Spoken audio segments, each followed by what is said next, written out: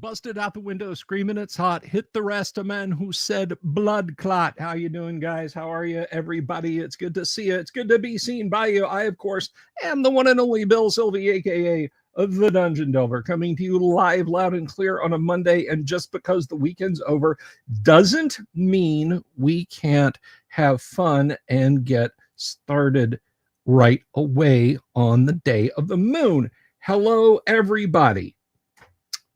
And I hope you'll be with me in that. But anyway, so hello, let's go down the roll call. Tolomicus, Damian, Bob Jester, Rob Turner, good to see you. Thomas Smith, been a minute. Gonzalo, Robert Phillips, Dying Breed Tabletop, hello to you, aka the not Australian Kyle. Welcome, everybody. Welcome, one and all. And I sure am glad that you guys are here because, well, I mean, if you weren't, you'd be elsewhere. Let me ask you a favor. If you're out there watching, whether you're over on X, whether you're over here on YouTube and you haven't already done it yet, please do me a favor and click the subscribe button. It takes you like 2 seconds. Click the subscribe button, click the bell icon for notifications. It's really, really super duper helpful. I'd like to get to 10,000 subs someday. And I'll tell you what I'm going to do for you guys, if I hit 10,000 subs, I will do a face reveal. That's right. I will do. Yes. You guys will get to see me, see what I really look like when and if I hit 2,000 subs. I know. It's exciting, isn't it? It's exciting. But anyway, welcome to the show. I'll shave. I have shaved before, Bob. This is not the least hairy I've ever been. Trust me. No, but anyway, guys, yes, subscribing is a very good thing. And I really appreciate it if you'll support the show, if you'll get out there and do that and tell your friends about the show, please. There are some absolutely wonderful, dare I say, vivacious people, and you know who you are, who support this program. And I would love it if you would too by subscribing. Hey, guess what? Are you aware of something? I will tell you this thing that I hope that you are aware of, and that is we have a sponsor. We have a sponsor. That's right. If you're like me and you love first edition AD&D, then what you want to see is more 1E out there. I don't mean like, well, this is my house rule set that me and my friends play. It's set in sort of a gonzo Cleveland setting. Like, you know, what if Gary Gygax was writing stories about urban angst, and except there's a spaceship exploded in Sheboygan, and, you know, so there's mutants. No. First edition AD&D. I actually started to talk about something that I would like to play, but that's not important now. Hey, Thomas Smith out there gifting memberships. Bless you, my son. That's important. Having a membership is important, and I'm going to tell you guys why in just a minute. If you like to play first edition Advanced Dungeons and Dragons, and you like fresh new adventures for first edition Advanced Dungeons and Dragons, then folks, I'm going to recommend that you back today's sponsor. Today's sponsor is Empire of the Undying Sun by Rising Phoenix. This is a 450-page horror fantasy campaign setting for 5th edition and 1st edition. It is an incredibly world-built set of adventures. It's almost a 10K. All right, it's getting there. Let's get in for that final push and get this over the $15,000 goal. This particular, yeah, it did sound like a good Game of World setting, but we're talking about this setting. Empire of the Undying Sun is a setting of dark fairy tales, of grim adventure in crime-ridden and monster overrun warehouse districts. It's got so much cool stuff. And folks, don't take it for granted that I mean, when I say that it's for 1E, that I just mean that as a generic statement. Yours truly, I am the lead, if you will, on converting it from 5th edition to 1st edition. If you like the things that I've done for 1E, and I've got a few modules out there, I've got a few things that I've written that float around out there, you're getting that in Empire of the Undying Sun. Sumptuous art. It does have a main plot thread story arc that runs through it. You're free to not use it. But there are 3 distinct adventures in here, in addition to what I have written for the 1E conversion. There are 3 distinct 1E adventures written by me that are in this. And Yang has done such an incredible job otherwise putting this together, guys. We've got 17 days to go. That's a little more than 2 weeks. Let's pull it in for the big win. Empire of the Undying Sun by Rising Phoenix Publications. Let's make this one shine, guys. You are absolutely going to love this. I'm not going to spoil the stuff that I put in there, but one of them is potentially infinitely replayable in how the encounters come. All right. So just keep that in your noodle. So they are one of the many sponsors tonight. The most important one. Otherwise, it's sponsored by me, the Dungeon Delver, which oh, and by the way, I need to put Yang's link in the links. So I'm going to put that up there. I meant to do that. And so there's the link to the Kickstarter. But if you check out the description, the video description below, you will see that we have merch. That's right. We have some awesome merch designed by the one and only Tracy Lesh. Who is Tracy Lesh? Why, he's just a pioneer of Dungeons and Dragons artwork, responsible, you know, for the Mind Flayer. Just the Mind Flayer. That's all. The Mind Flayer looks like the Mind Flayer looks because of Tracy. That's all. Nothing terribly important. Well, Tracy was kind enough to design us some fantastic merch: hoodies, pint glasses, vinyl stickers, tea-back kind of, I guess they call them wife beaters, or whatever it is. But we've got all kinds of merch like that on the merch store. Represent the Delver's Dungeon. Go out there and get yourself a tee, or 3 or 4 or 5. And last, but definitely not least, since we're in the mode of talking about 1st edition, you ever find yourself in a bind at the table? The party encounters an adventuring party on a dungeon level. The party encounters an interesting NPC out in the wilderness or in the town. Or you have a player, or you are the player, and you meet an unfortunate fate. Or you're just jumping into a table. You're somewhere and you're like, oh, hey, you guys are playing 1st edition. What all these scenarios have in common, folks, is that you need a character. You need a character in a hurry. Now, one of the wonderful, rich things about 1st edition AD&D is it has a simple but highly detailed character generation. Play a human, an elf, a half-elf, a halfling, a half-orc, a dwarf, a gnome.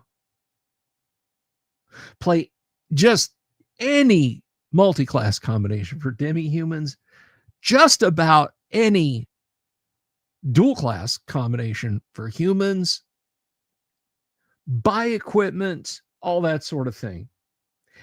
It can take a few minutes to do if you want to do it by the book. And that is where Crom comes in. Crom is the last word in first edition character creation. Crom will generate a character to any method from the Dungeon Master's Guide, and it includes a fifth method of manual input if you've got a favorite set of dice that you want to roll up. It will, based on those rolls, you pick a race and a class, a gender, and away you go. You begin your journey generating that character. Buy equipment, choose weapon specializations, pick your class. Does your DM allow psionics? Crom will check that for you. If you have the potential, it'll let you know if you got them. Do you have a human character who could potentially dual class? Crom will let you dual class. Do you have a human character who could potentially dual class into Bard? Guess what? Crom does Bards. For half-elves as well. Crom will let you save that character in text or in HTML.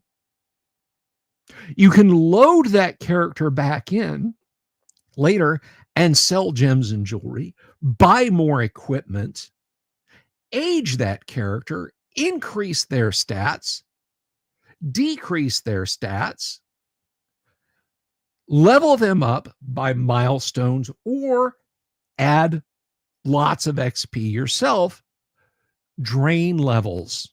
You can drain levels from them, change their alignments. It does everything. And it saves it in a format that if your dungeon master is already using Crom, you can simply email him your character. And your dungeon master can make sure that it is fully 1E AD&D compliant, because that's what Crom is. So Crom is really, I think it's a great application. It is available for Windows 8, 8.1, 10, and 11, 32 or 64-bit, runs in Wine on Linux and on Mac OS. A Mac OS native version is in the works. I'm not sure when that's going to happen, but it is out there. It is $25 for Crom. If you're interested in a copy, drop me an email, bsylvie@gmail.com. So, 15 minutes in, I've got all the sponsors out of the way. How was y'all's weekend? Mine was pretty good. Friday night. I don't have a camera over there.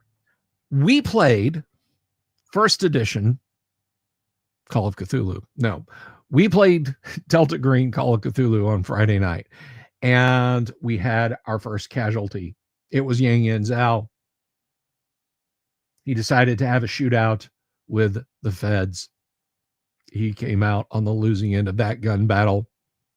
We are now down to 3 investigators, and we're going to find out, do they recognize the bodies in the water? So that was a lot of fun. We had a lot of fun doing that. Tomorrow night, we are going to play first edition AD&D. Now, if you haven't tuned in, if you haven't watched our live play games that we do here on the show, the way that our games work around here, maybe you're thinking, hey, no, I get it. You live stream a TTRPG, which is about as much fun as watching paint dry. So, you sit there and read scripts and pretend like you're playing D&D or whatever. But no, that's not the case at all. Because the dice decide what happens, guys. You all saw it on Friday night, character death, just like that. And that's how we play. There are no table reads. There are no script writing sessions. There are no rehearsals. We play the game. You watch. Do you have questions? Ask them in the live chat. and I will do my best to answer your question. If I miss your question, one of the players might say, hey, yo, Bill, so-and-so's got a question. If they don't know the answer, someone in the audience might know the answer, because I have the smartest and best looking audience of any 5-night-a-week classic tabletop RPG live stream show on YouTube, and I will kill on that hill. I absolutely will do it. I'm not dying on it. So that is how we play our live streams games. Whether it's first edition AD&D on Tuesday nights, whether it's something that Kyle's going to run on Wednesday night, or whether it's Call of Cthulhu or Gamma World or anything else we do on Friday night. Thomas Smith bought groceries. Well, Thomas, sometimes it's the little things, my friend. Let me tell you what, after August, having a quiet weekend here at the house while Mrs. the Dungeon Delver went to a book convention was really about as exciting as I wanted things to be. Gonzalo went to a chili cook-off. Ooh, yum. Did you take your chili eating spoon and your chili eating boots? Did you try one of the Mexican insanity peppers of Quetzalcomanga?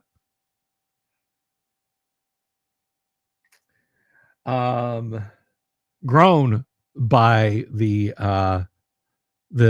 inmates at an insane asylum. That's wonderful, Gonzalo. No, I think that's really cool. We're getting into the weather for chili, aren't we? We had a couple of days this weekend when it probably most of you would be like, this is sweltering. I'm going to the pool. For us here in Central Florida, it was actually kind of nicely cool. So we're getting towards chilly weather, and I'm looking forward to making some.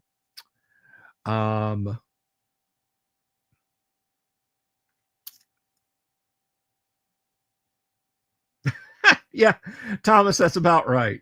Yeah, that's about right. I got to confess something. I don't like 30,000 Scovilles is my upper end limit. Those people out there eating 4 and 5 million Scoville peppers, where at that point it cannot be classified as a food. They're ingesting something that if you powder it and aerosolize it and spray it on a battlefield, you are in violation of the Geneva Convention. I'm not kidding. That's not hyperbole. It is considered a war crime to use because it's a chemical weapon at that point. I can't. There's just no point in eating that. There's no taste to that. Your taste buds shut down and don't function anymore after that.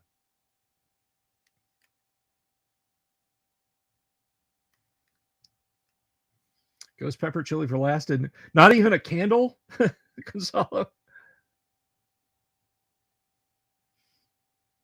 No, I can believe it, Thomas.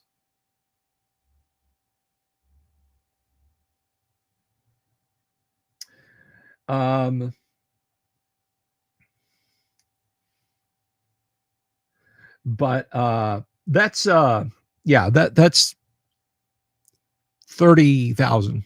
30,000 is my end limit. I think I could be wrong, but I think I still have the bottle of Endorphin Rush hot sauce that I got the night my oldest daughter was born. My sister bought it for me at Tijuana Flats in Winter Garden because it was just across the street from the hospital. She brought me that bottle of hot sauce. I put 1/8 of a teaspoon of that in a pot of chili if we want hot chili. If we want hot chili. Damien says, in yesterday's Godbound game, you realized your team of godlings had no means to rescue your warriors from a black hole, so you decided to convert your world tree into a soul receptacle. As you do. As you do. It's like, I was going to go to Home Depot and look at stuff to redo the bathroom, but I think I'll convert the world tree into a soul receptacle.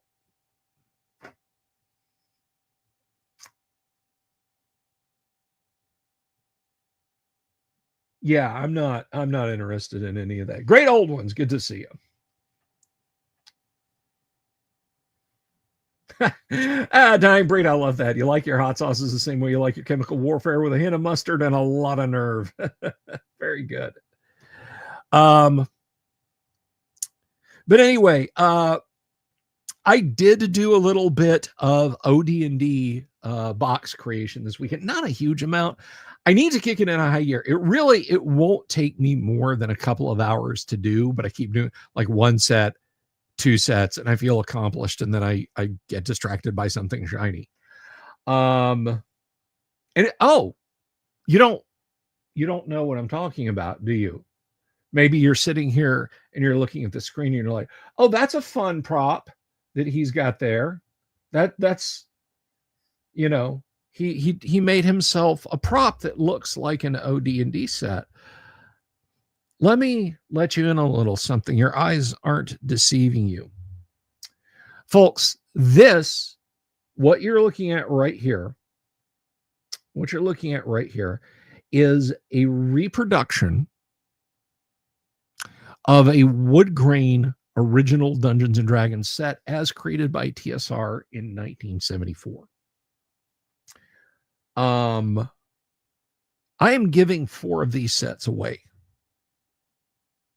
We're having a contest. We're having a giveaway raffle, if you will, to give away 4 of these sets.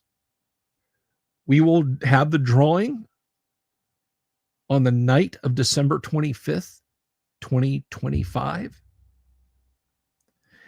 And then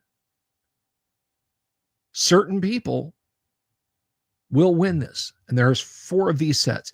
These sets include a copy of Chainmail, a reproduction copy of Chainmail, softback, a reproduction copy of the 1974 edition of original D&D. I don't mean in the broad sense of the term OD&D. No, we have hobbits, balrogs, and ents.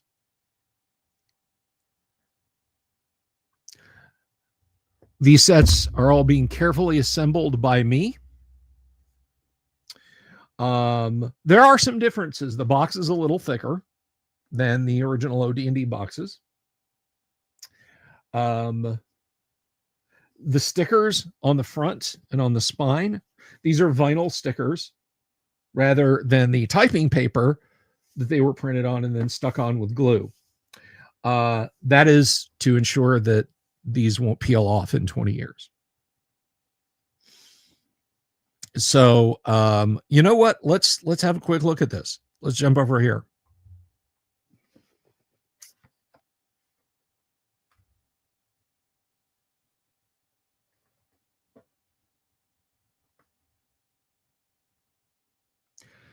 Chainmail and OD&D. And yes, the reference sheets are in here as well.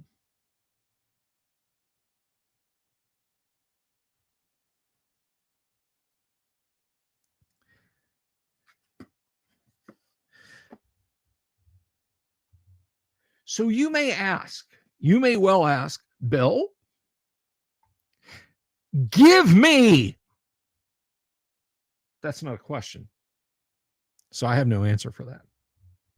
But those of you who actually have a question, your question may be, how do I get that? How do I get my hands on that? Here's the thing. As I said, 4 being given away. The way you enter the drawing is really quite simple. I have a Patreon, which you can see the info. It's just coming up here. It's going to be scrolling by. Also, we have YouTube channel memberships. The Patreon, you can join for as little as $1 a month. You can join it for free, but this is for paid members only. The YouTube memberships are as cheap as I can make them, and they're $2.99 each. Join us on Patreon or join us on YouTube membership. If you're like, I'm going to join both, that way I've got twice as much. No, one per person.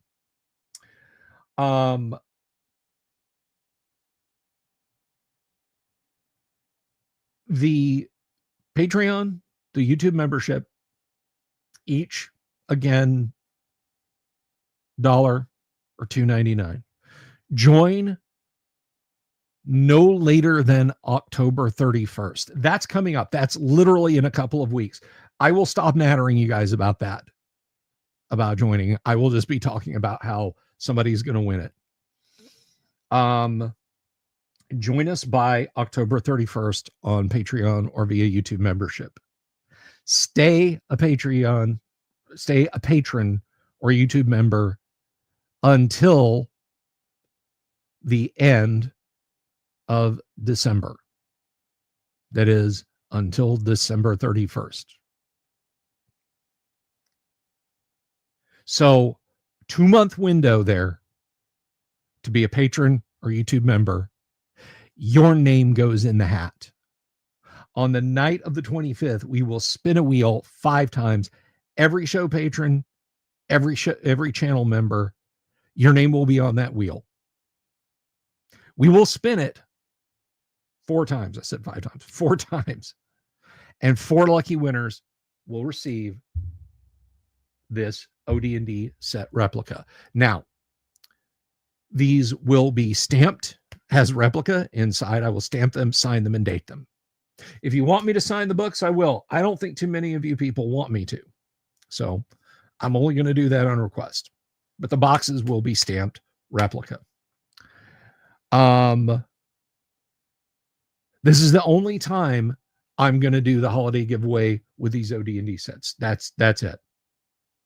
I already have in mind what I'm doing next year, but just keep in mind that and that alone for this year. The other thing I want to point out is if you live overseas, we're going to have to talk about you paying for shipping. But still, say Jorge wins it. Jorge is down in Chile. All the way down in Chile, I should point out. Like, look at a map of Chile. Chile is the long state.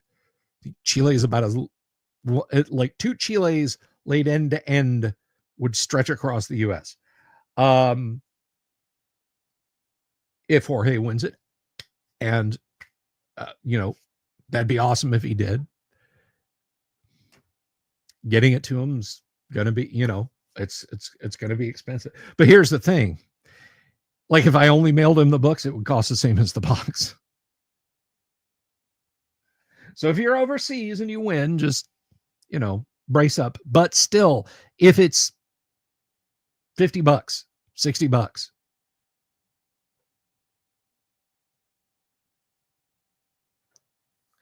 So,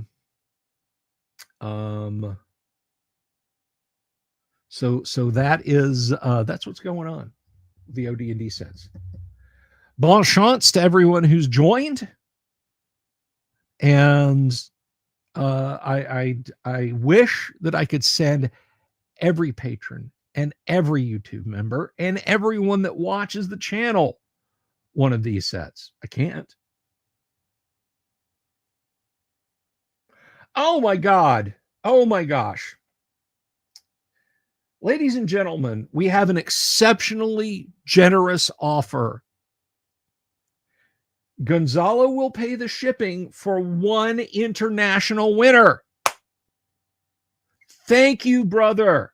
Thank you from the bottom of my heart. First of all, thank you for the super. Second of all, thank you so much. So Gonzalo will handle the shipping to an international winner.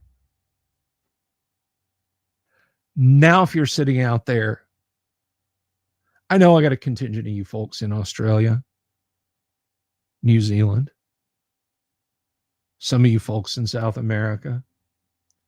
I've even had folks clock in and say they're from South Africa, as far away as Taiwan, Japan.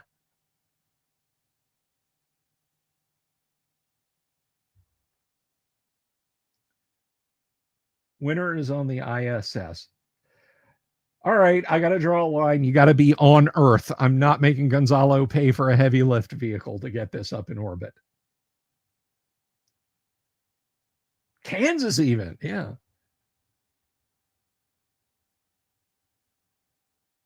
Well, I would think Dying Breed, if someone lived in Kansas, or if someone won this and they wanted it shipped to Kansas, they'd have to take it on an airplane. And when they said, "How are you shipping this to Kansas?" on that flight, they would say, "Carry on, wayward son."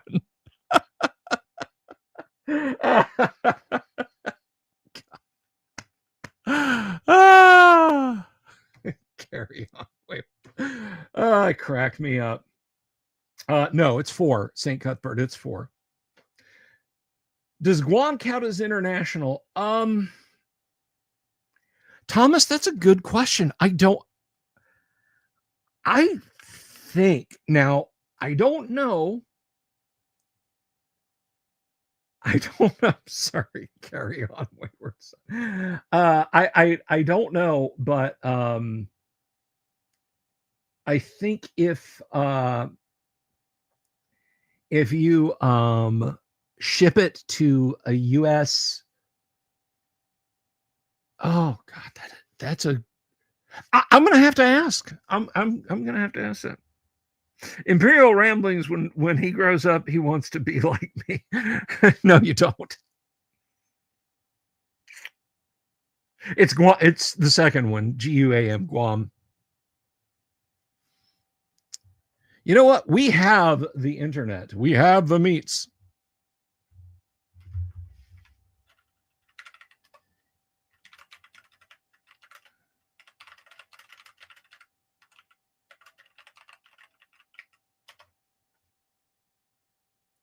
Shipping from the US to Guam is not international. It is considered a domestic shipment. Yes, Dying Breed and I. We drew at the same time and I lost. Guam, well, no, this was, see, I got something completely different.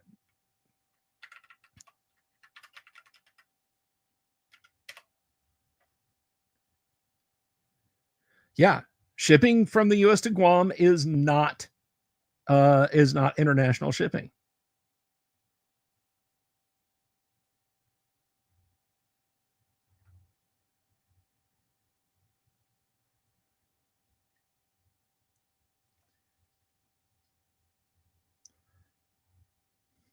So, I mean, there you go.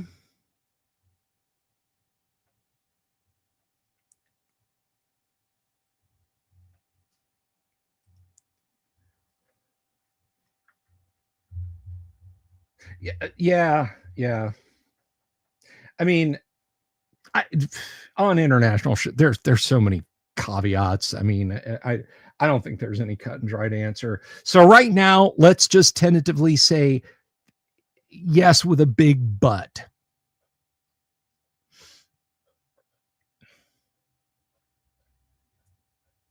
But anyway, so we have one international shipping covered right there, folks.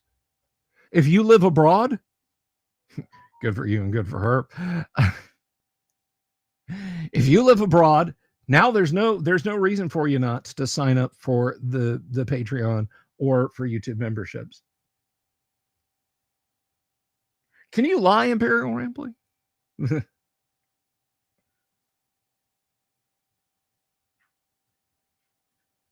Tajikistan is identified as the most expensive country to ship to, with a cost of shipping a 20-foot container of dry cargo reaching approximately $9,050.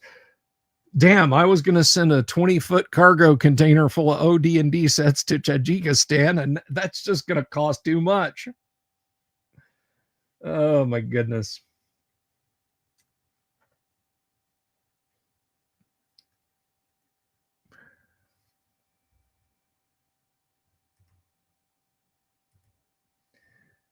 Exactly, Damien.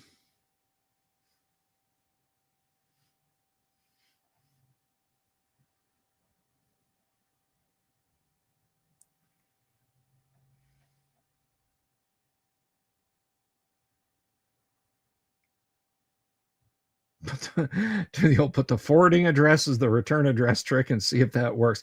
Yeah, that's called mail fraud, and I'm not doing 5 to 20 years for this. I don't have 5 to 20 years left. But anyway, so that's, hey, Bob Gnarly's Magic Fan, good to see you.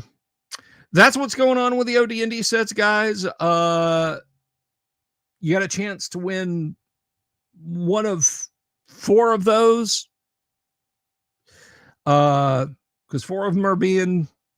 Oh, and I should point out, there's one other thing I should point out about the OD&D sets. One is being donated to Page, Philadelphia Area Gamers Expo charity auction, and one is being donated to EggCon charity auction. Page is the weekend of January the 15th. I'll be there. I cannot affect the auction for that. I'm simply donating it. And EggCon, I don't think I'm going to be at EggCon, but you know, no, so if you're going to be at either one of those cons, or if they do their auctions online and you don't win in December, the drawing here, maybe you've got a shot there. Am I okay health-wise? Yeah, I mean, generally speaking, I'm fine. There's my comment about, you know, I'm not going to be here in 5 to 20 years, I think is just an expression of how it really is, you know, but that, I don't want to talk about that. So anyway, guys, hit me with your D&D related questions. I've talked business, I've talked GUOC, I've talked, no, I haven't. That's what I was going to talk about. I was going to talk about GUOC. Yeah, so let's just take a few minutes, and I want to talk to you guys about something awesome we got coming up in April, which I've talked a lot about before. We've featured it on the show here before. We've had one before. The GUOC, the Great Underground Online Gaming Convention. That's right.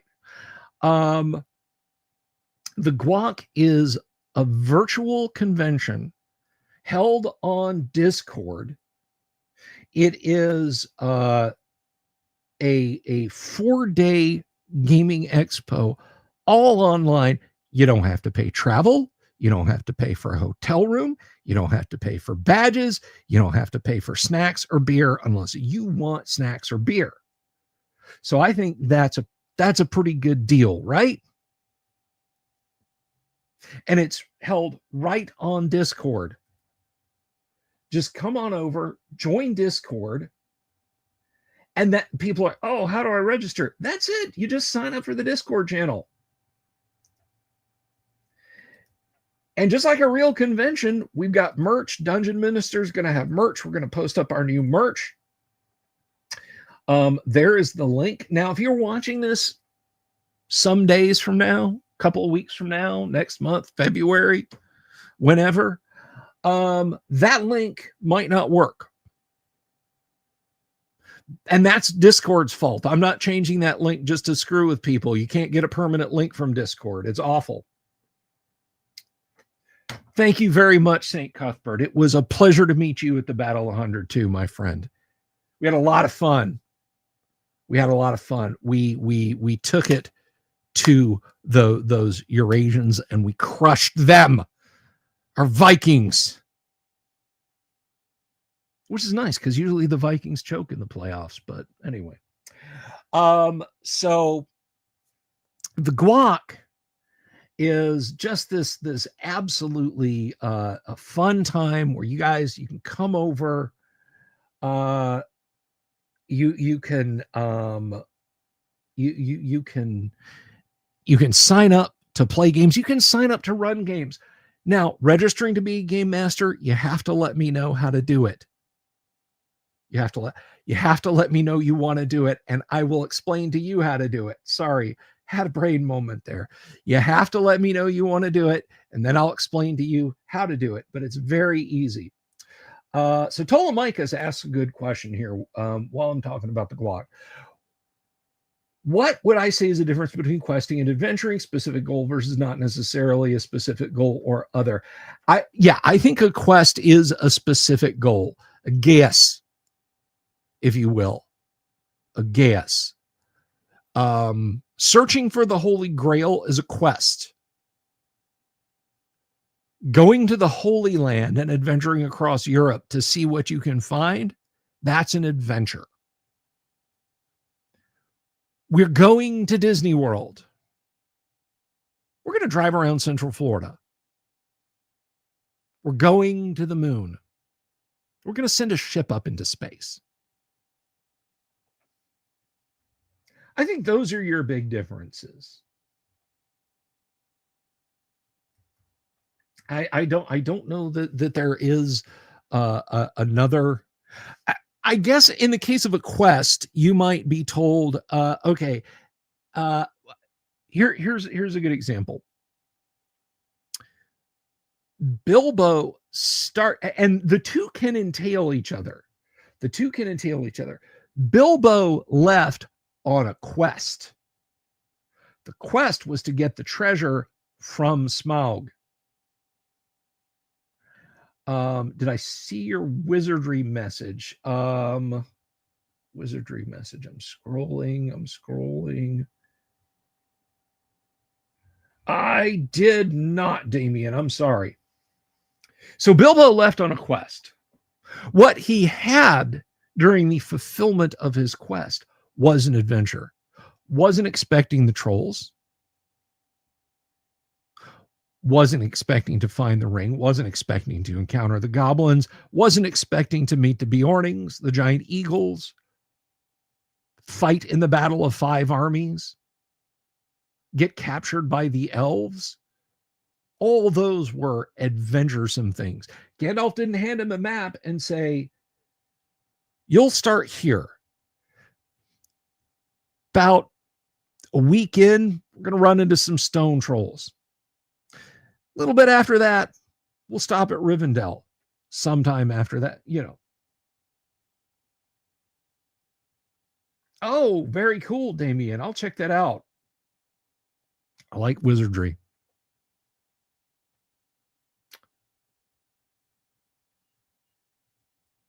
So, but anyway, back to the GUOC. You know what? I'm going to show you guys how to do this. Let's go over to the GUOC.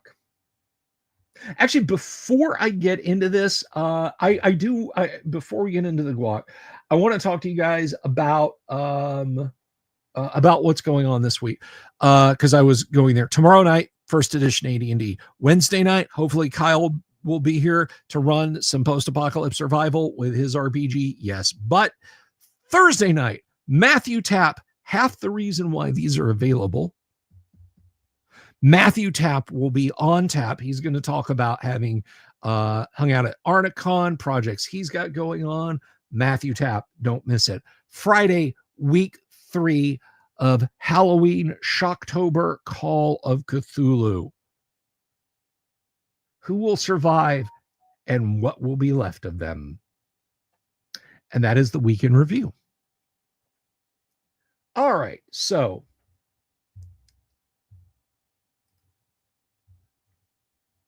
you come over to the convention, you follow that Discord link.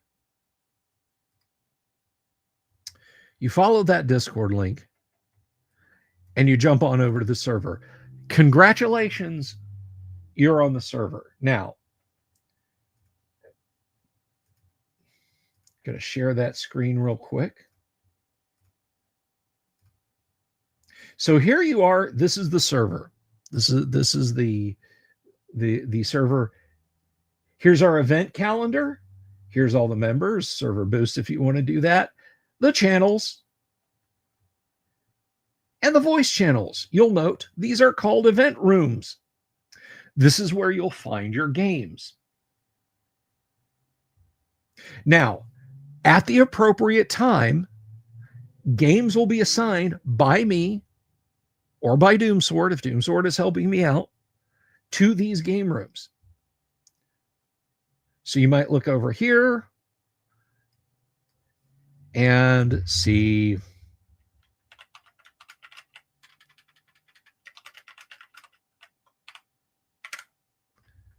and then I save changes. And oh, look, it's 7:20. It's time for Temple of the Frog. So you'll go and you'll click there. Now, you don't have to use a camera.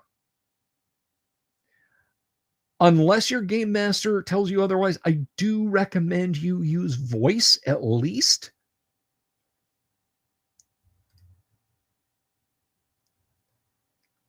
And it's that simple. You just click, and there you are. You are in the room. The game master will be there.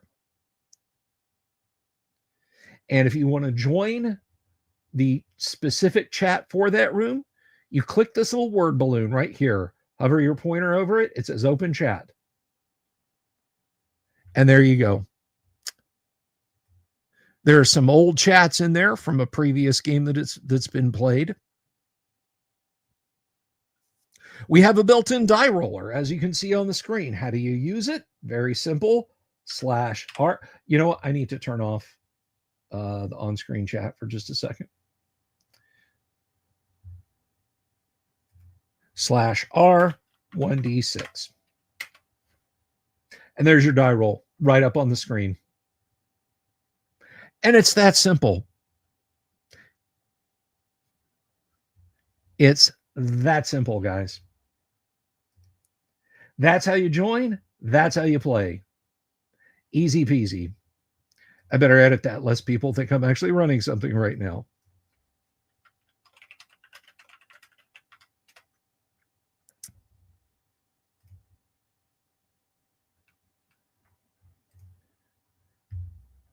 Oh, I knew that pound sign was wrong the minute I did that.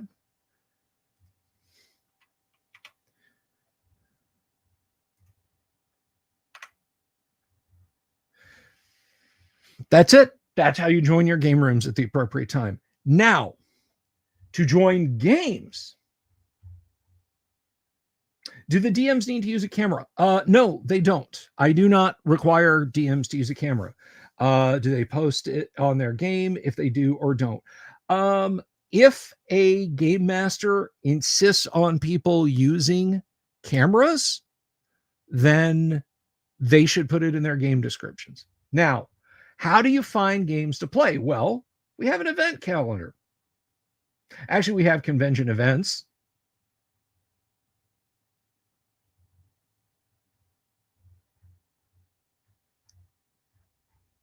But we also have an event calendar. And you just come up here and you look at the event calendar and you see what events are being run. When are they being run? And if you find one you like,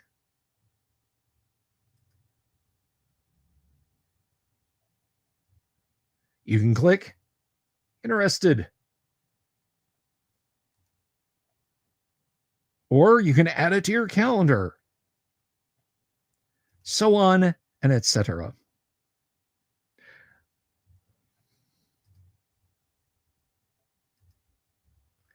It's just that simple, guys. It's just that easy. Or you can click. You don't even have to click the details if you want to come to convention events. You can just click the green check and join that way, and it'll add you to it.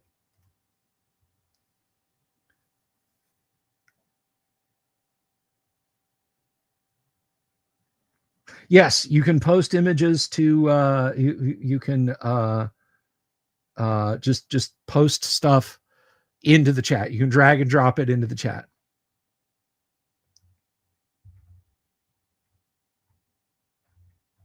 And it's that simple, guys. It's that simple. Now, let's talk about game mastering in the GUOC. First of all, let me know if you wish to be a game master. I will then activate you as a game master. Once you are set to game master status, when you want to add a game, you come up here, check the times that you're going to be running a game, and from any text channel, watch this, type /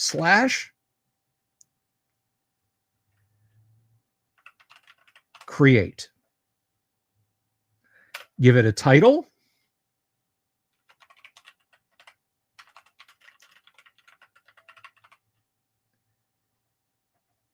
Give it a date and time. Come over here and we'll say in 666 hours. And you can add other details.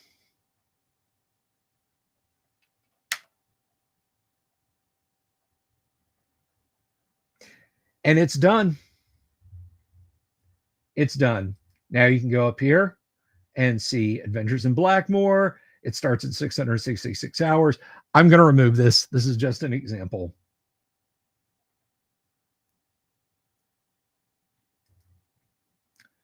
And let's see. Share. And we're going to cancel event. And that's how you cancel your events, by the way, too, if you got to cancel an event.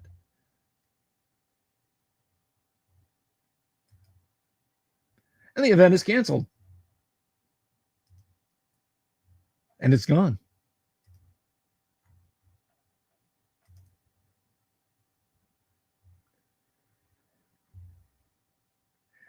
And that's it, guys. It's that easy.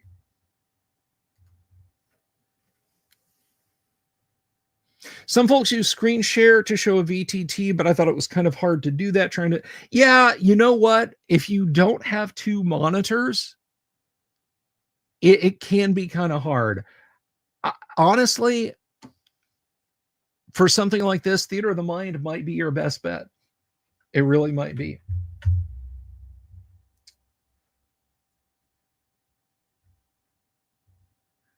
But so let me go back over to Event Room 1 and we'll open this up. I can come in here.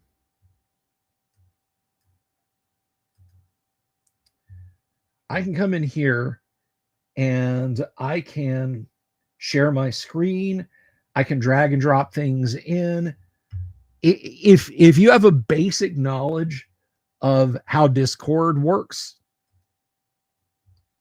then this is going to be a very easy thing for you to sort out.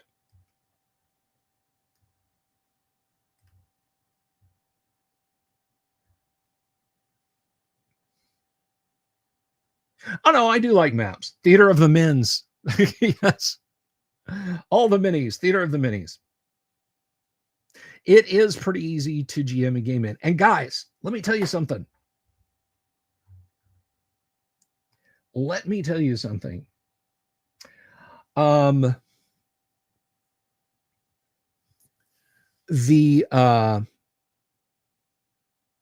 fun doesn't just stop at games and at merch. We're going to have panels. That's right.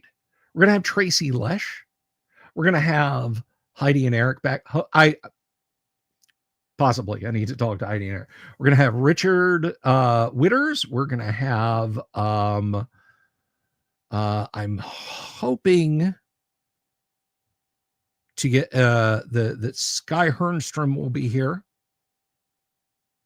We're going to have panels, guys, with a lot of artists and creators. I'm looking forward to it. Hopefully, Yang will want to tune in. Hey, Kabuki, good to see you, my dear.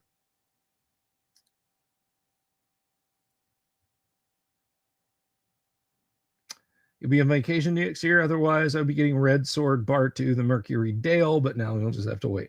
Yeah, but you'll be at the GUOC, right, Orbital? So it's just that easy, guys. It's just that easy. And it's free. It's free, guys.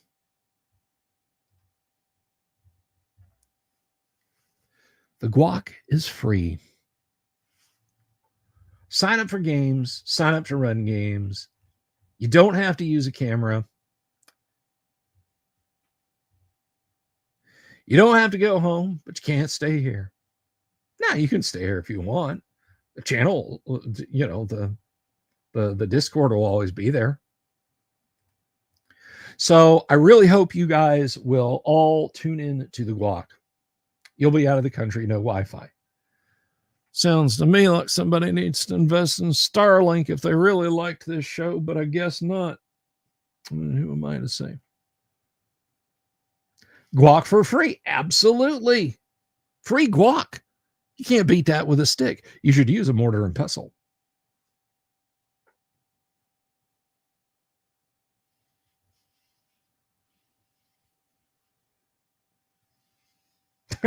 Uh-oh. I started orbital layers wheels turning. Wait a minute. Starlink, yeah.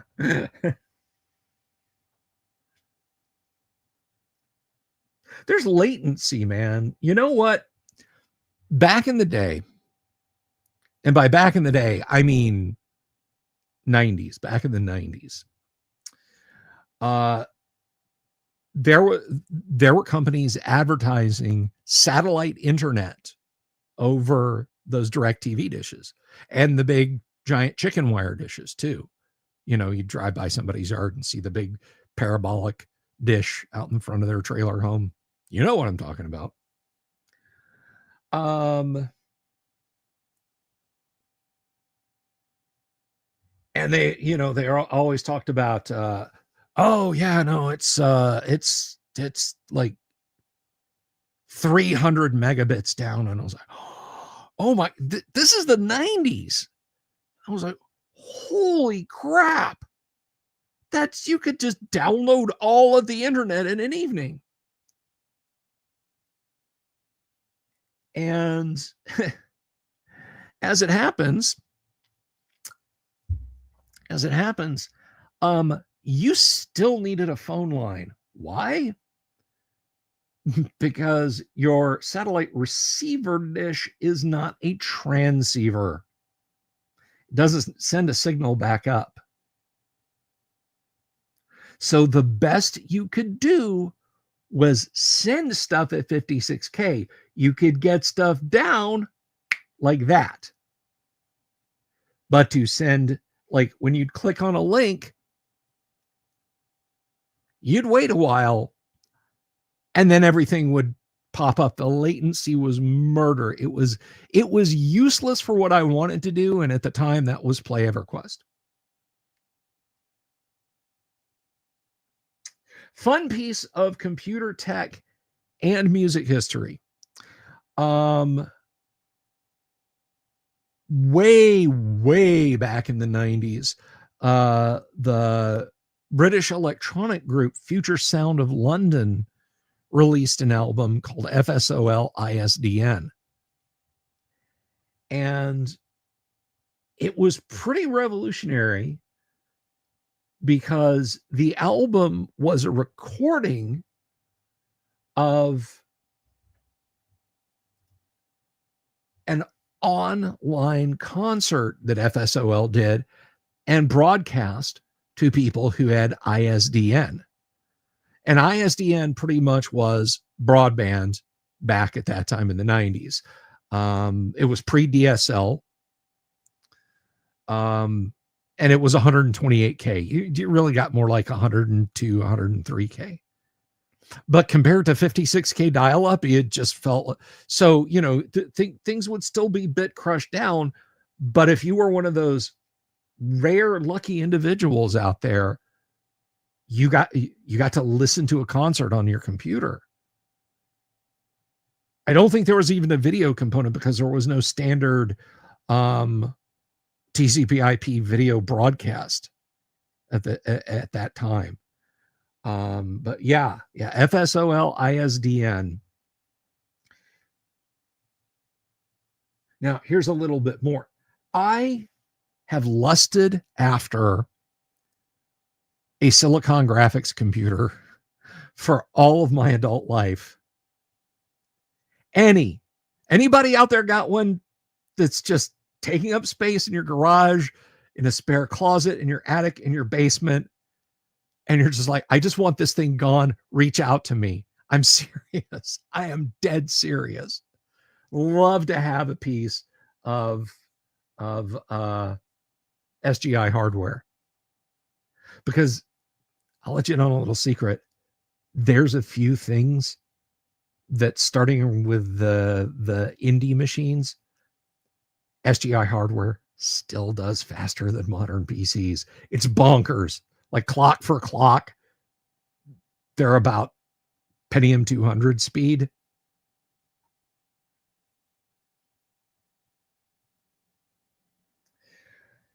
Oh yeah, Intergraph, that was another one. But here in Central Florida, Time Warner Cable did a test market.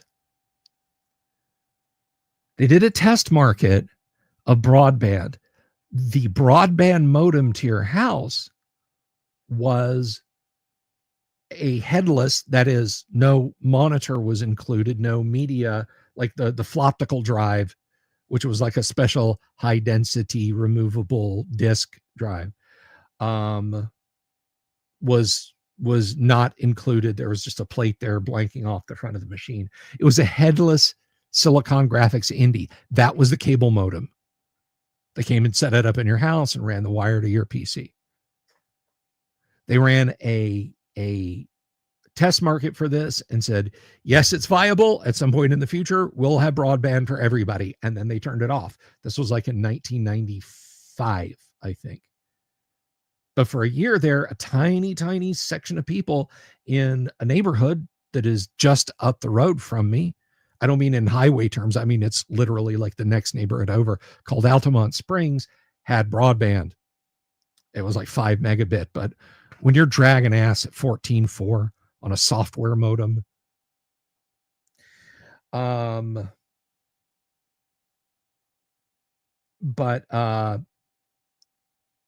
when Time Warner finished, they just abandoned all the modems in place. They shut the service off. They didn't ask for the SGIs back. So a few hundred people in Altamont Springs, Florida, back in the mid 1990s, got headless Silicon Graphics Indigo machines parked in their house and then left there. Now, you still needed the video card and the special SGI monitor and the floptical drive, but holy crap, did somebody abandon a supercomputer in my house, won't you? Oh my gosh. Is this Stargate? No, that's SG1. This is SGI. Yeah, at this point, Orbital, you would have to pry them from the cold dead hands of a collector, because SGI is a cold dead company. You can go to SGI.com. They sell x86 servers. They're just rack mounted commodity bullshit boxes. And they have been for 21 years, 22 years. But I will say this, a little bit more computer history, and then we'll get back over the D&D. If you have an NVIDIA graphics card in your computer, you have some SGI DNA in your machine, because the guys who founded NVIDIA were former SGI employees. So that's it. End of computer history discussion. End of computer history discussion.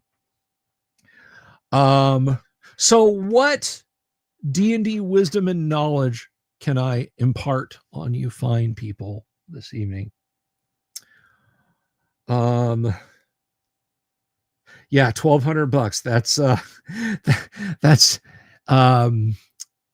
$1,188 more than I can afford to spend right now, Bob. Mercy.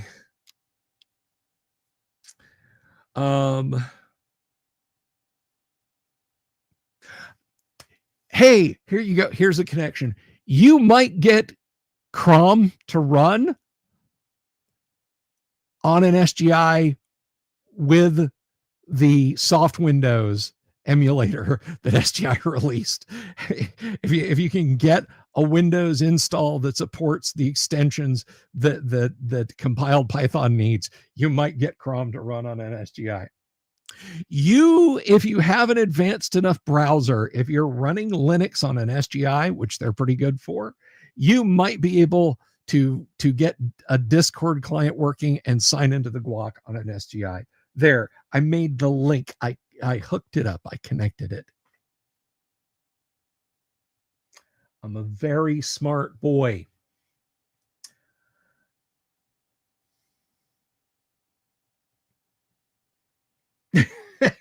Yeah, it's not far off over there.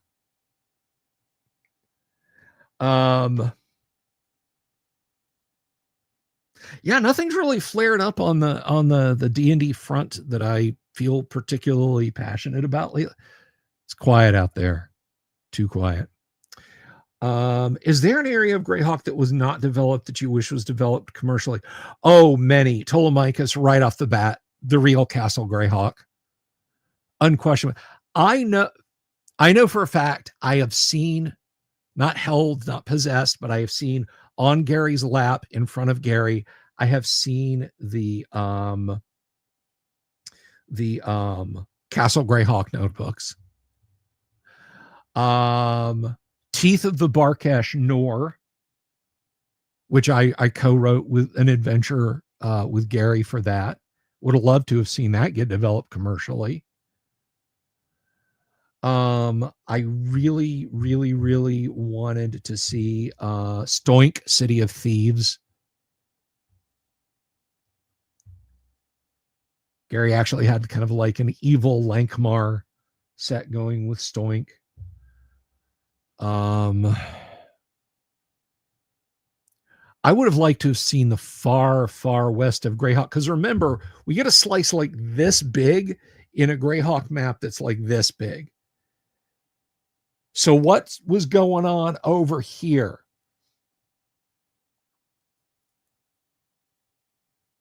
Do airships exist in AD&D, and how much would they cost a party to purchase? No, they don't. And I mean,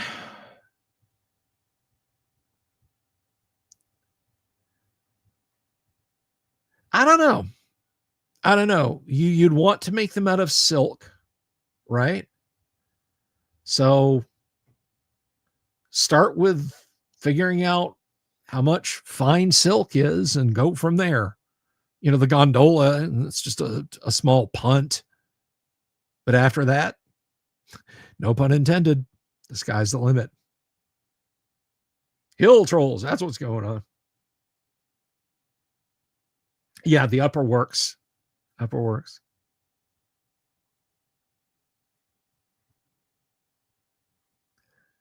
I don't. In first edition AD&D magical airships, I'm not going to say absolutely not, because I haven't looked at artifact level stuff lately. I mean, there's brooms and carpets of flying, wings of flying, wings of the bat. Was it Gargoyle's Cloak, something like that? Skydiving Paladin. Those are more plummeting. They're just plank, you know.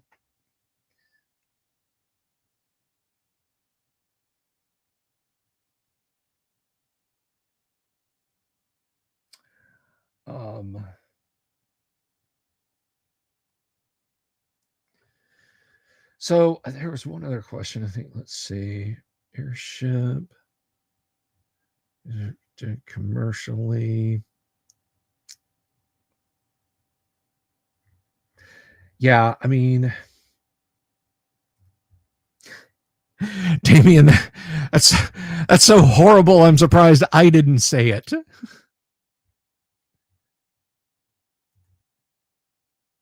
What is the worst fantasy race and why is it Wood Elves? Oh my gosh. But no, the answer is Kender. Kender are the worst fantasy race. Kender are the worst fantasy race. I'd rather be morally lectured by an endless parade of Wood Elves telling me why humans are inferior to Wood Elves than spend 10 seconds in the presence of a Kender in a fantasy world. Burn them all. Okay, Kabuki, I had a pretty good one too. Damien wins. First of all, I agree with you. Damien wins the Good Dad Joke Award today. I had a pretty good one earlier before he got here. I said, if someone in Kansas won one of these original D&D sets and you wanted to fly it to them commercially, how would you get it there? What would you tell them at the gate if they asked you to check the bag this was in? You'd say, carry on, wayward son.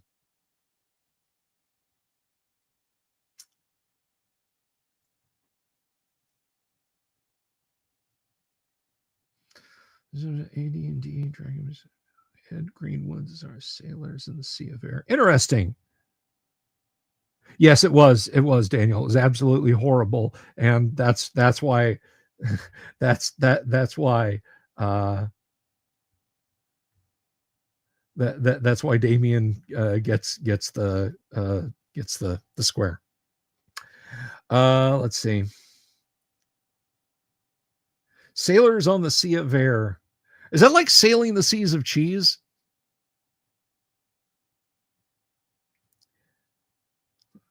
And that would be sad bass guitar noises, Imperial Ramblings. Boom, boom, boom. But anyhow,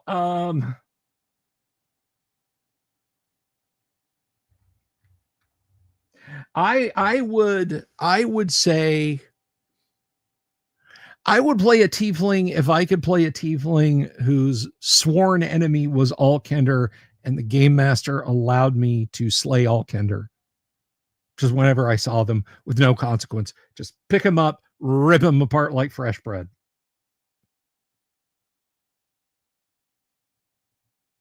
Yes, they do, Kabuki. Primus sucks. I understand what that means. Yes.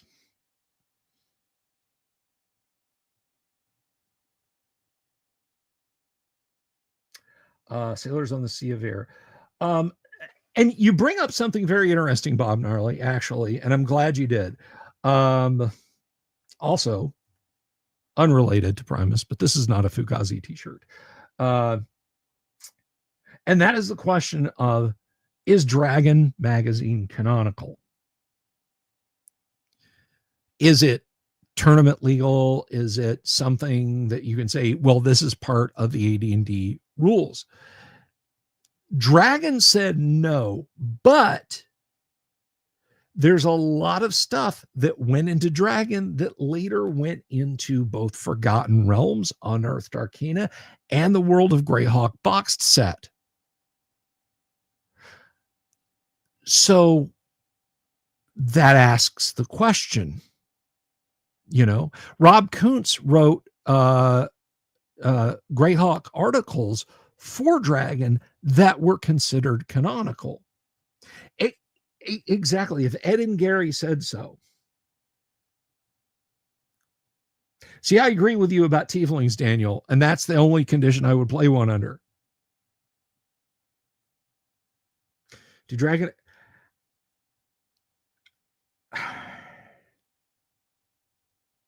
I don't know that they cause more problems. They do cause different problems, and I hate them less. See, here's the thing. As a Tinker Gnome, there is nothing baked into the rules that says invent something that could potentially harm the party.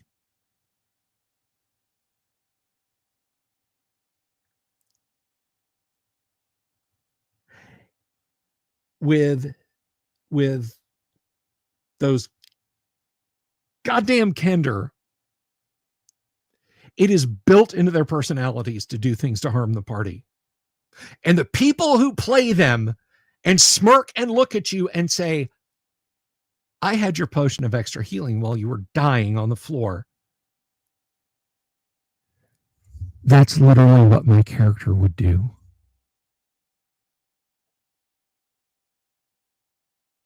They are an asshole race, custom built for asshole players. They have to steal, and no one ever gets mad at them. They think it's funny. Ha ha ha ha. People's heart break when they hear Kender crying.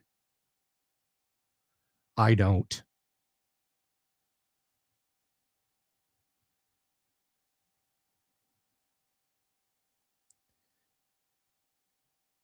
Kender should be exposed to facehuggers. I'm willing to take the risk that that this will like cause a xenomorph outbreak.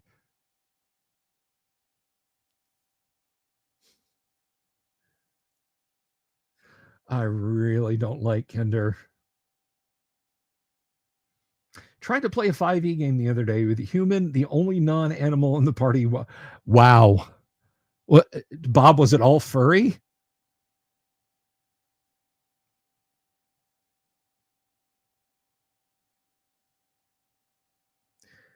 Kender raised by wood elves or wood elf raised by Kender?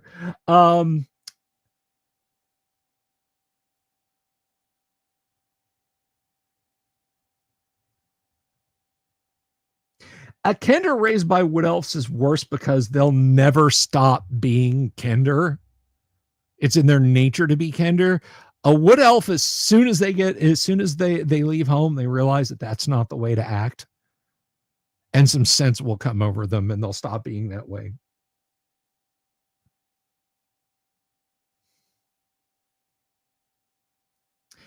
I wish I could play the Flash Gets Furry Crusade animation for you guys. It's from the, you guys probably all know this if you don't know the Furry Crusade. You know the Space King animation that's come out. Actually, episode 3 of Space King. By the way, are you playing Space King Imperial Ramblings? If not, why not? You don't hate enough. That's why. Bootleg Disney straight to VHS.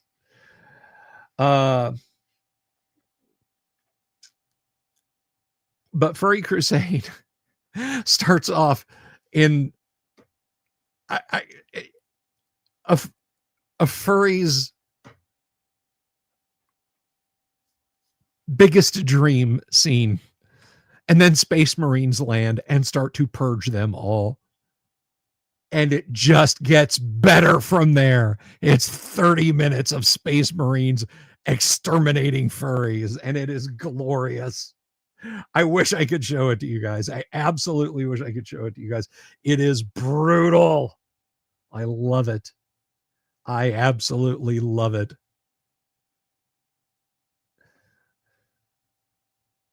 It's funny too. It's very funny.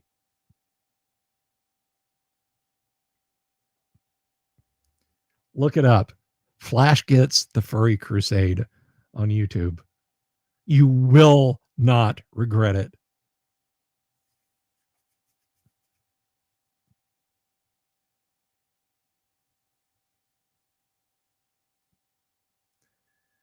You Imperial Ramblings will get this.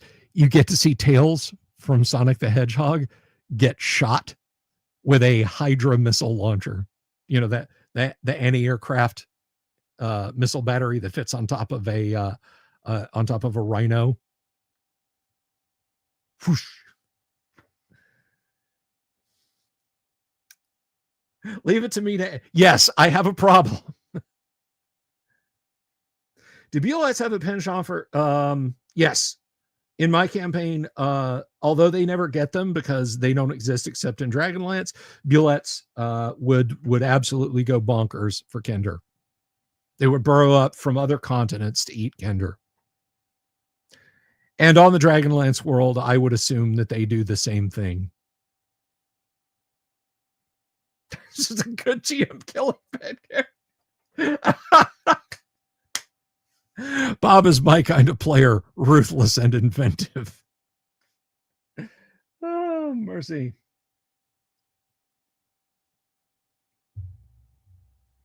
And by the way, Imperial Ramblings, people are out there creating Space King minis for you to print.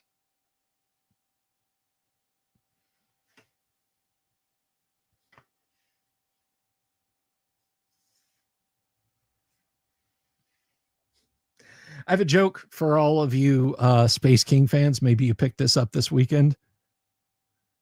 You're not canon. Zat. Does Dragonlance even have an Underdark? You want to play a not talking bird? Here's your Bullet. Or Bullet, rather. Does Dragonlance have an Underdark? Yes, because Dragonlance also features Drow, because everybody decided Drow were going to be in their world too, because Drow became the tieflings of the day.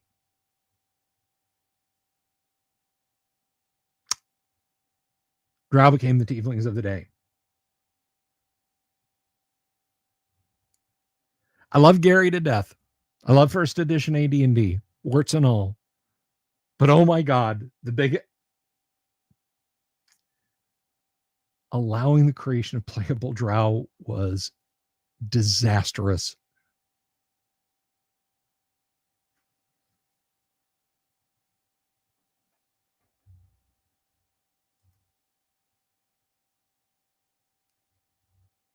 I'm sorry. I just feel that way. Hashtag how I feel.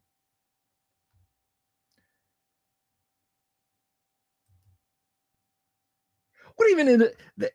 This sounds like part of a damn furnace.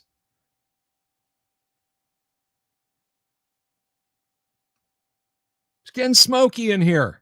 Adjust the damper.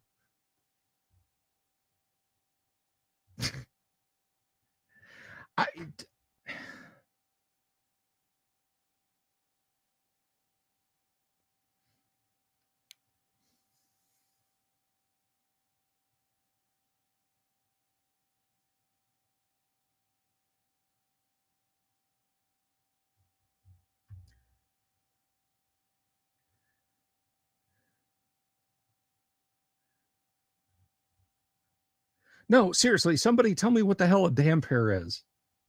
Because I don't know.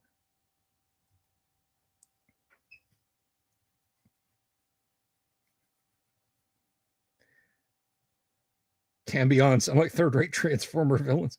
Standard procedure. And if you know that reference, that's a deep cut. Half human, half vampire. That's just a vampire. It's just that's just you're just a vampire.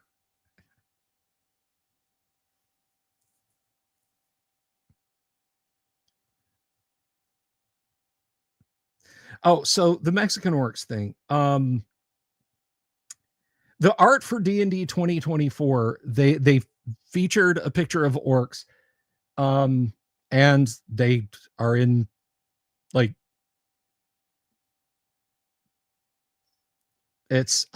words fail me. I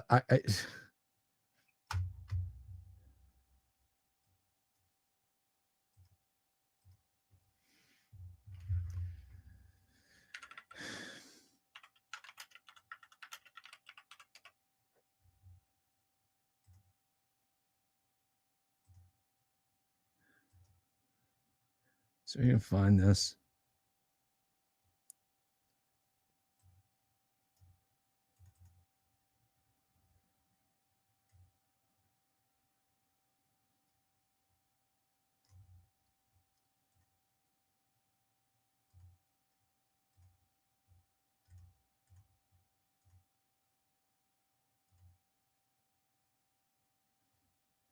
$20.25 orcs.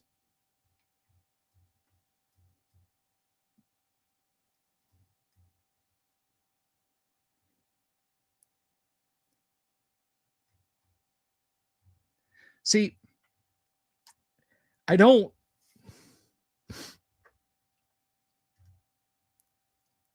Whatever art you want to do your art. But here's the thing. Orcs aren't good guys. They're not. These are elves with tusks.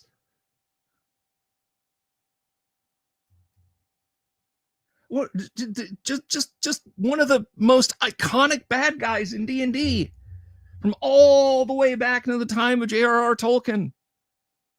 And they got next generation Klingonified.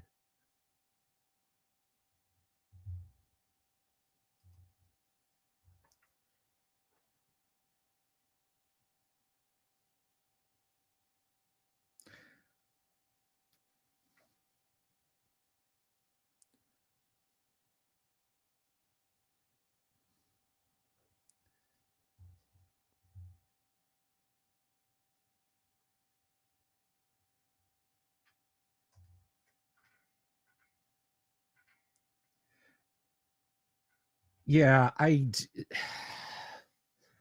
you know,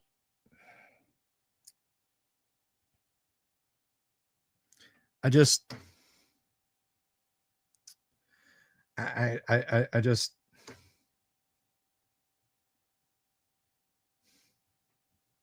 it's not the D&D for me. It's I'm clearly not their target audience anymore. But hey, you know what? I'm going to talk about what I love, not about what I hate. I'm going to talk about why what I love is great, not why what you might like is bad. That's how I want to roll with it.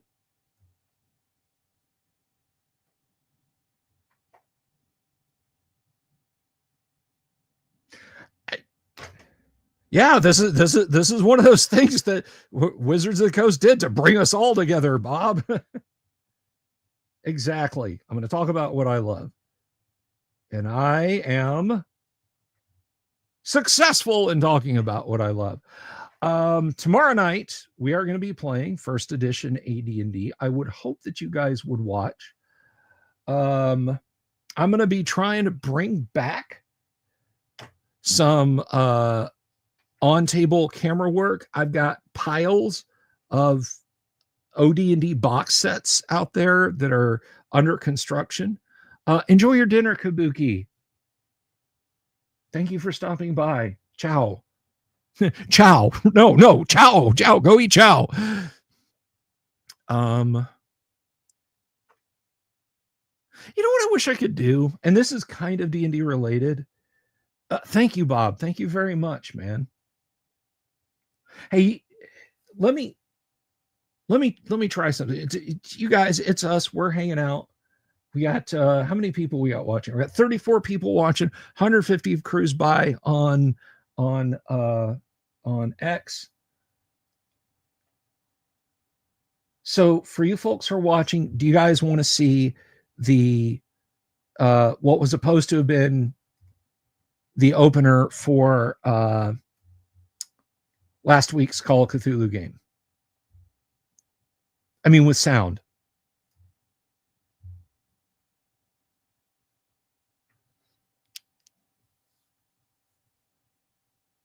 If you want to see it with sound, I'll play it now. It'll take me a minute, but I'll do it, okay? All right. I've got to take me off screen for a minute, okay?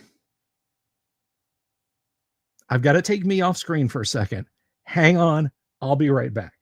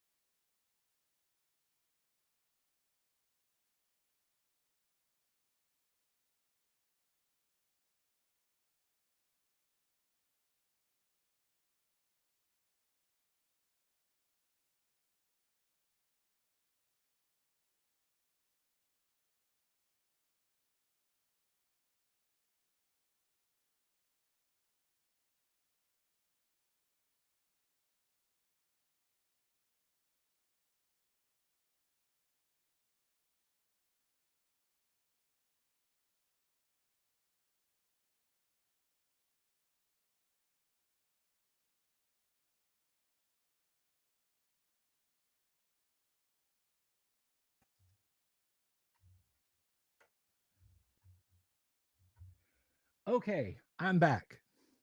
Now, I'm going to play what should have played on Friday night. So here we go. This is the open credits for the Halloween Call of Cthulhu that I did up. It'll be more glitched and more weird and hopefully more creepy. So here we go. And sportsmen and outdoor adventurers alike can enjoy West Virginia's lovely lakes.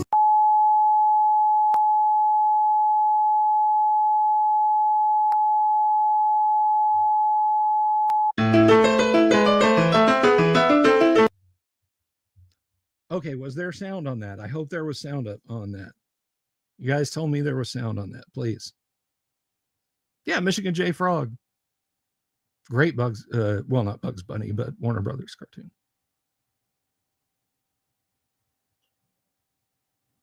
Woohoo! Cool. So yes, it'll get glitchier and creepier and weirder as we go on.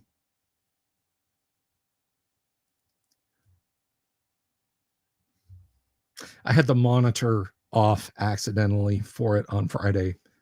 So, but yeah, that was just like 20-ish minutes work in Filmora with a Sora generated clip of the lake there. And I will add more fun effects to it. I wanted better glitchy video, like, you know, more rolling static and stuff like that, but you know, there's only so much I can do and the way I can do it. If you haven't watched the Call of Cthulhu Fridays, do so as soon as this is over. Yeah, it's good. You need a Sora invite sometime. All right, I think I have your email, Bob. I'll send you a Sora invite. I'm a little disappointed. I don't know, like, does it use some weird, I'm asking you, like you might know, but I think it uses like a system where it's like the more videos you create, the more time it gives you to, because like I would have loved for that clip have been to have been longer and creepier and shown more unsettling stuff just kind of off in the background of this very pleasant sort of ad thing. But it only let me do like a 5-second video clip at max. Even if I bit crushed it and said, no, make it lower quality, it's like, okay, you have a lower quality 5-second video. So I don't know. I don't know how to do it. It's fun to mess with. Okay. This is not going to make a lick of sense to anyone except me and Imperial Ramblings. I tried to make a Star Wars University of Alabama Fighting Mizzou meme to share to a couple of Discords. And when I said Obi-Wan Kenobi, but in a black Alabama University of Alabama football hoodie with a blue lightsaber, it didn't give me that. It was a black guy in a red University of Alabama hoodie, and just like with blue light kind of coming out of his hand fighting. It got Darth Vader right. It put a Mizzou t-shirt on Darth Vader. But yeah. So it ain't perfect, not by a long shot. Back a year and a half ago when we were seeing like, you know, oh my God, it can produce a Western. Not outside of programmers who know what they're doing, feeding a very specific model, very specific prompts. You know, it's kind of like, you know, you see an ad for Final Cut Pro, or, well, I don't know that Adobe does ads, but, you know, like Apple editing videos. And it's like, you know, a guy with his iPhone, some schmuck with an iPhone, like, editing an 8K video that he shot. No, it fucking doesn't. If it does any of that stuff, it's because that's an Apple employee who's very specifically trained, but it's faked up. So, but it is still a neat toy to mess around with because it gave me it gave me what you guys saw there. I'm gonna, I'm gonna do it one more time. And sportsmen and outdoor adventurers alike can enjoy West Virginia's lovely lakes.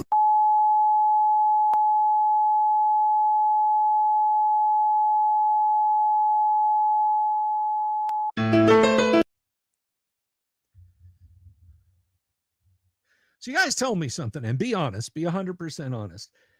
Is that unsettling?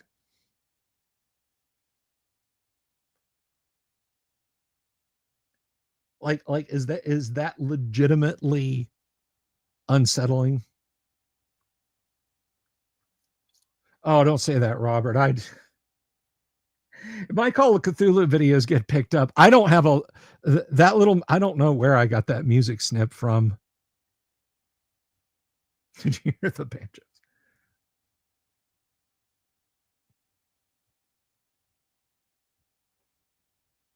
Yeah, I see. There's that is a perfect example of what I said when Sora ain't it yet. I specifically asked Sora to put something that looked like a body floating in the water, and it looks like a couple chunks of styrofoam. So we'll see what I can do with it with some time to fine tune it.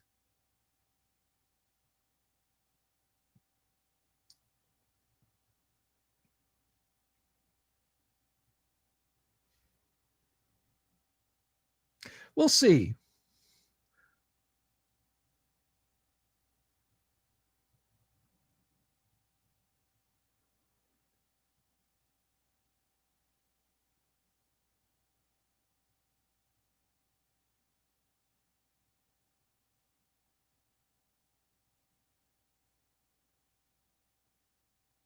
So we'll see. I think that's just about it though, guys. Listen, we've had a lot of people tune in tonight, and I really, really appreciate it. I think we peaked out at 36 or 37 of you guys watching. Thank you all very, very much for tuning in tonight. I want to thank, especially, this is like really awesome. Gonzalo will be providing shipping for an international winner of a OD&D wood grain set. If we get one. Thomas Smith, thank you so much for gifting a membership. Whoever got that membership, good on you. And St. Cuthbert, yes, it was wonderful to meet you too. And I thank you all for the super chats and everything. I'm gonna go ahead and get on out of here. Tomorrow night, first edition AD&D. Wednesday night, Kyle will be here. Thursday night, Matthew Tapp. And Matthew's going to have lots of cool stuff to tell us. And of course, Friday night, Halloween, Shocktober, Horror Fridays continue with Call of Cthulhu. Be there, tune in, everyone. And regardless of whether you get your scares on this show or anywhere else, there is nothing scarier to a low to mid-level adventure than an owl bear. You rock too, Bob. Y'all take it easy. Where's the button? Have you seen my owl bear?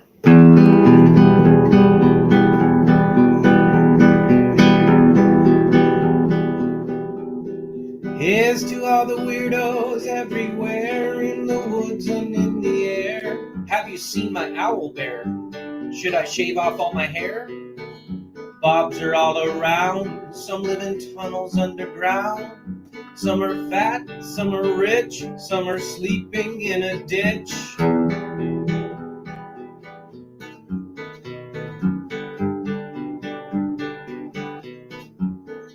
Can you ride a crooked horse without a saddle way off course? Naked as a toad all the way to Smoky Joe's. Have you seen the little creep driving fast in his little green Jeep? He smells like fish and brandy, but his rotten teeth look dandy. Take me to the show, I don't care if fast or slow. From action flicks to dancing dicks, just take me to the show.